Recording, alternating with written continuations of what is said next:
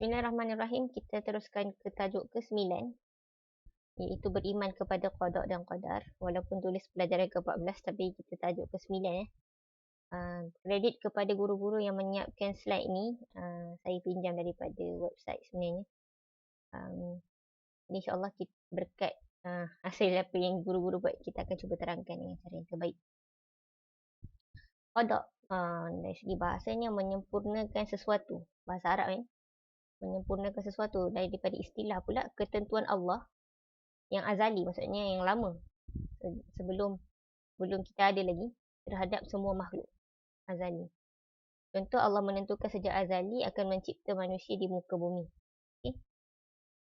Jelas Terusnya qadar, iaitu menjelaskan kadar sesuatu. Bahasa Melayu tu kan, kadar. Menjelaskan kadar sesuatu. Istilahnya pelaksanaan. Tadi tu ketentuan kan. Ini pelaksanaan sesuatu perkara mengikut ketentuan Allah sejak azali. Tadi qada ketentuan Allah sejak azali. Qadar adalah pelaksanaan sesuatu mengikut ketentuan Allah sejak azali. Contohnya Allah menciptakan manusia yang telah mendiami bumi. Okey, maksud beriman kepada qada dan qadar adalah kita meyakini bahawa Allah yang menentukan setiap perkara yang berlaku kepada makhluk dengan ilmu dan kehendaknya. Sebab Allah, kita percaya Allah Maha mengetahui dan Allah Maha berkehendak. Allah melaksanakan ketentuan tersebut mengikut ketetapannya. Allah Maha berkuasa atas setiap sesuatu. Dan kita percaya juga bahawa semua perkara tertakluk kepada kehendak dan kekuasaan Allah. Sama ada baik atau buruk.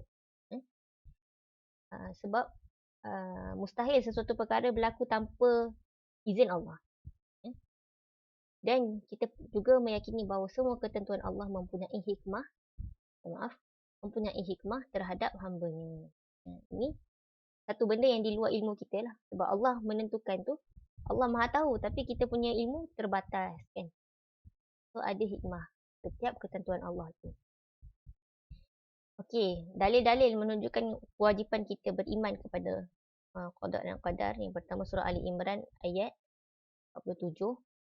Apabila dia berkehendak melaksanakan sesuatu perkara, maka dia hanya berfirman, jadilah, maka jadilah kan. Kun fayakun. Dan yang kedua, surah Al-Qamar ayat 49, inna kulla syai'in khalaqnahu biqadar. Sesungguhnya kami menciptakan tiap-tiap sesuatu menurut takdir yang telah ditentukan. Dan Rasulullah bersabda, tentang beriman, kamu beriman kepada Allah, malaikatnya, kitab-kitabnya, para rasulnya, hari akhirat, dan kamu beriman kepada qadar Allah terhadap perkara baik dan buruk. Itu hadis Jibril sebenarnya. Okay, jenis qada berserta contoh ini untuk memudahkan pemahaman jelas sebenarnya. Qada mubram dan qada mu'allaq. Qada mubram, okey, iaitu ketentuan Allah yang tidak berubah dan dilaksanakan mengikut kehendak kekuasaannya. Contoh, benda yang kita tak boleh nak kawal lah. Benda yang memang Allah saja yang menentukan. Itu bangsa dan jantina seseorang kan. Siapa mak ayah kita. Semua tu kan. Ma yubaddalul qawlu ladayya wa ma ana bidhallamin lil abid. Dan kita meyakini bahawa qada mubram Allah Subhanahu Wa Taala ni ditetapkan oleh Allah dengan adil dan dengan bijaksana. Tak boleh lari daripada hakikat ni. Allah Maha Adil dan Allah tidak menzalimi hamba-hamba. Keputusan Allah sebut dalam surah Qaf ayat 29. Keputusan itu tidak dapat diubah dan aku tidak sesekali berlaku zalim kepada hamba-hambaku. Qada mu'allaq pula, ketentuan Allah yang berubah kepada ketentuannya yang lain, bersesuai dengan usaha yang dilakukan oleh hamba. Okey. Ini berdasarkan ilmu Allah, yang mana ilmu kita terbatas. Dan dalam ketentuan-ketentuan Allah, yang mana kita tak boleh nak tanggapi, Allah bagi kita kemampuan untuk memilih usaha. Dia kita panggil sebagai free will.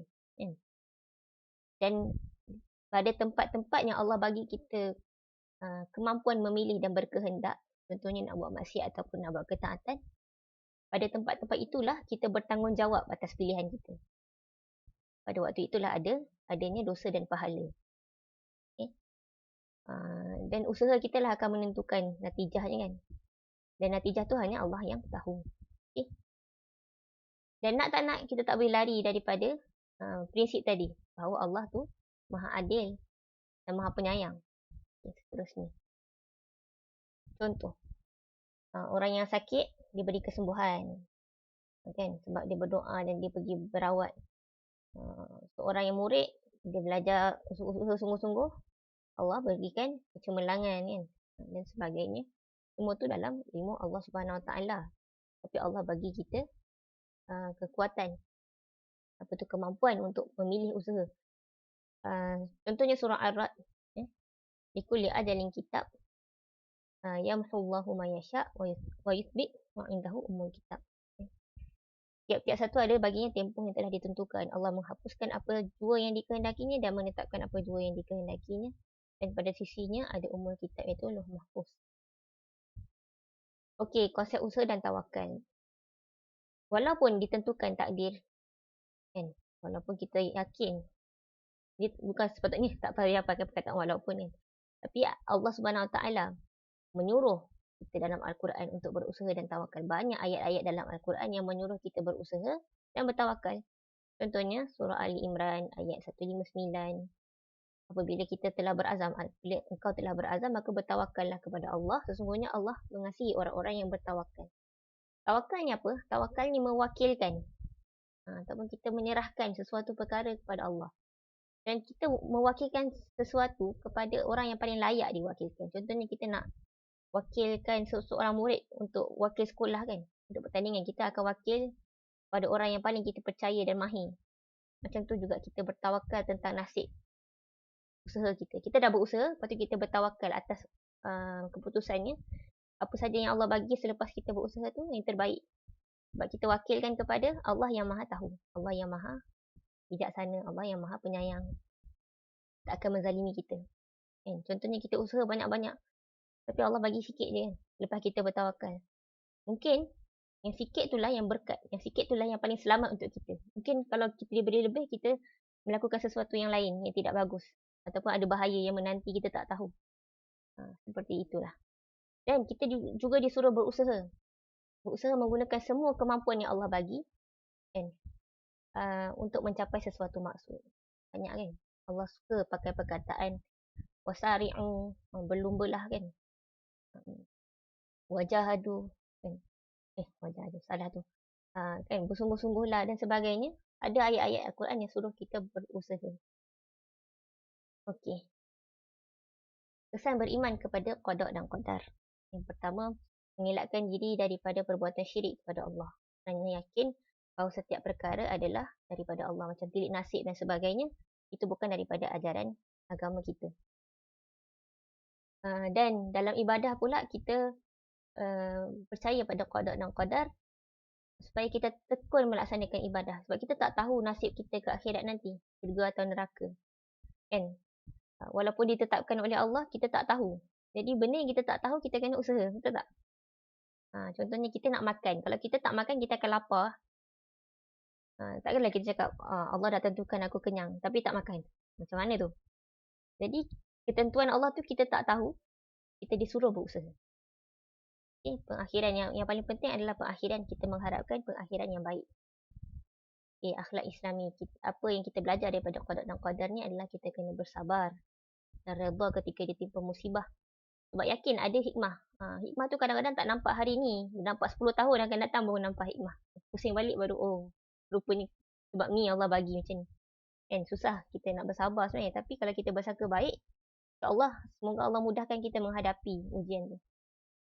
Dan kita juga bersyukur atas nikmat kurniaan Allah. Apa saja buruk baik, mesti ada kebaikan kan. Dan ada pahala pun kalau kita bersabar.